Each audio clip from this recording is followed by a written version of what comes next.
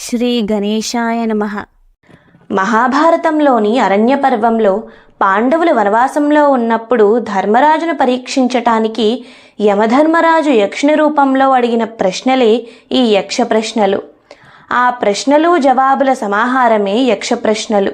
అవి క్లుప్తంగా తెలుసుకుందాం. సూర్యుణ్ణి ఉదయింపజేయువారు ఎవరు? బ్రహ్మం. సూర్యుని చుట్టూ తిరుగువారెవరు? దేవతలు. సూర్యుణ్ణి అస్తమింపజేయునది ఏది? ధర్మము. సూర్యుడు దేని ఆధారంగా నిలిచియున్నాడు? సత్యం. మానవుడు దేని వలన శ్రోత్రియుడగును? వేదము. దేని వలన మహత్తును పొందును? తపస్సు. మానవునికి సహాయపడునది ఏది? ధైర్యము. మానవుడు దేని వలన బుద్ధిమంతుడగును? పెద్దలను సేవించుట వలన. మానవుడు మానవత్వముని ఎట్లు పొందును? అధ్యయనము వలన. మానవునికి సాధుత్వాలు ఎట్లు సంభవిస్తాయి? తపస్సు వలన సాధుభావము, శిష్టాచార భ్రష్టత్వం వల్ల అసాధుభావము సంభవిస్తాయి. మానవుడు మనుష్యుడెట్లు అవుతాడు? మృత్యుభయం వలన. జీవన్మృతుడు ఎవరు? దేవతలకు, అతిథులకు, పితృసేవకాదులకు పెట్టకుండా తినువాడు. భూమి కంటే బరువు లేదా భారమైనది ఏది? జనని, తల్లి రుణం. ఆకాశం కంటే పొడవైనది, ఉన్నతమైనది ఏది? తండ్రి. గాలి కంటే వేగమైనది ఏది? మనస్సు. మానవునికి సజ్జనత్వం ఎలా వస్తుంది? ఇతరులు తన పట్ల ఏ పని చేస్తే, ఏ మాట మాట్లాడితే తన మనస్సుకు బాధ కలుగుతుందో, తాను ఇతరుల పట్ల కూడా ఆ మాటలు మాట్లాడకుండా ఎవరు ఉంటారో అట్టివానికి సజ్జనత్వం వస్తుంది.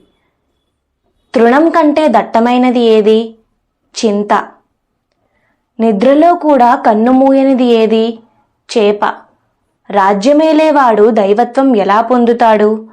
అస్త్రవిద్యచే. జన్మించియూ ప్రాణం లేనిదేది? గుడ్డు. రూపమున్న హృదయం లేనిదేది? రాయి. మానవుడికి దుర్జనత్వం ఎలా వస్తుంది?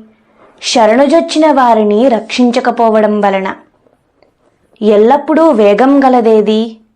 నది. రైతుకి ఏది ముఖ్యం? వాన. బాటసారికి, రోగికి, గృహస్థునకు, చనిపోయిన వారికి బంధువులెవ్వరు? బాటసారికి స్వార్థము, రోగికి వైద్యుడు, గృహస్థునకు శీలవతి అనుకూలవతి అయిన భార్య, చనిపోయిన వారికి సుకర్మ బంధువులు. ధర్మానికి ఆధారమేది? దయదాక్షిణ్యం. కీర్తికి ఆశ్రయమేది? దానం. దేవలోకానికి దారి ఏది? సత్యము. సుఖానికి ఆధారమేది? శీలం. మనిషికి దైవిక స్నేహితుడు లేదా బంధువులెవరు? భార్య, భర్త. మనిషికి ఆత్మ ఎవరు? కుమారుడు. మానవునకు జీవనాధారమేది? మేఘం. మనిషికి దేనివల్ల సంతసించును? దానము.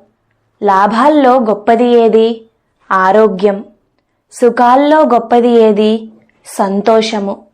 ధర్మాల్లో ఉత్తమమైనది ఏది? అహింస. దేనిని నిగ్రహిస్తే సంతోషం కలుగుతుంది? మనస్సు. ఎవరితో సంధి శిథిలమవదు? సజ్జనులతో. ఎల్లప్పుడూ తృప్తిగా పడియుండినదేది? యాగకర్మ. లోకానికి దిక్కు ఎవరు? సత్పురుషులు. అన్నోదకాలు వేనియందు ఉద్భవిస్తాయి? భూమి ఆకాశములందు. లోకాన్ని కప్పి ఉన్నది ఏది? అజ్ఞానం. శ్రాద్ధవిధికి సమయమేది? బ్రాహ్మణుడు వచ్చినప్పుడు. మనిషి దేనిని విడిచి స్క్రజనాదరణీయుడు, శోకరహితుడు, ధనవంతుడు, సుఖవంతుడు అగును? గర్వం విడిచినచో స్క్రజనాదరణీయుడు, క్రోధం విడిచినచో శోకరహితుడు, లోభం విడిచినచో ధనవంతుడు, తృష్ణ విడిచినచో సుఖవంతుడు అగును. తపస్సు అంటే ఏమిటి? తన వృత్తి కులధర్మం ఆచరించడం. క్షమ అంటే ఏమిటి? ద్వంద్వాలు సహించడం. సిగ్గు అంటే ఏమిటి? చేయరాని పనులంటే జడవడం. సర్వధని అనదగువాడు ఎవడు? ప్రియాప్రియాలను సుఖదుఖాలను సమంగా ఎంచువాడు. జ్ఞానమంటే ఏమిటి? మంచి చెడ్డల్ని గుర్తించగలగడం. దయ అంటే ఏమిటి? ప్రాణులన్నింటి సుఖము కోరడం. అర్జవం అంటే ఏమిటి? సదా సమభావం కలిగి ఉండటం. సోమరితనం అంటే ఏమిటి? ధర్మకార్యములు చేయకుండుట. దుఃఖమంటే ఏమిటి? అజ్ఞానం కలిగి ఉండటం. ధైర్యమంటే ఏమిటి? ఇంద్రియ నిగ్రహం. స్నానమంటే ఏమిటి? మనస్సులో మాలిన్యం లేకుండా చేసుకోవడం. దానమంటే ఏమిటి? సమస్త ప్రాణుల్ని రక్షించడం. పండితుడెవరు? ధర్మం తెలిసినవాడు. మూర్ఖుడెవడు? ధర్మం తెలియక అడ్డంగా వాదించేవాడు. ఏది కాయం? సంసారానికి కారణమైంది. అహంకారం అంటే ఏమిటి? అజ్ఞానం. డంభం అంటే ఏమిటి? తన గొప్ప తానే చెప్పుకోవటం. ధర్మం అర్థం కామం ఎక్కడ కలియును? తన భార్యలో తన భర్తలో. నరకం అనుభవించేవారెవరు? ఆశపెట్టి దానమివ్వనివాడు. వేదాల్ని ధర్మశాస్త్రాల్ని దేవతల్ని పితృదేవతల్ని ద్వేషించేవాడు. దానం చెయ్యనివాడు. బ్రాహ్మణత్వం ఇచ్చేది ఏది?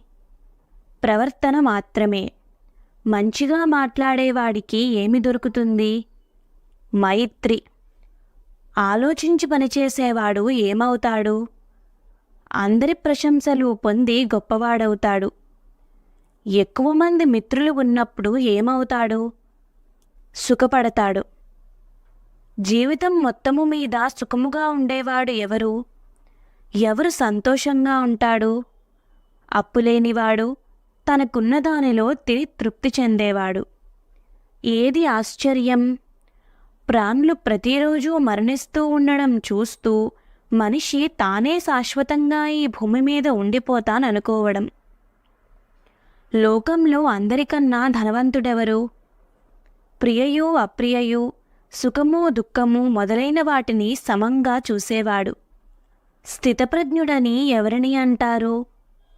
నిందాస్తుతులందు, శీతోష్ణాదులందు, కలిమి లేమిలందు, సుఖదుఖాదులందు సముడై, లభించిన దానితో సంతృప్తుడై, అభిమానాన్ని విడిచి అరిషడ్వర్గాలను జయించి స్థిరబుద్ధి కలవాడై ఎవరైతే ఉంటాడో వానిని స్థితప్రజ్ఞుడని అంటారు. సర్వే జనా సుఖినో భవంతు. నమస్కారం.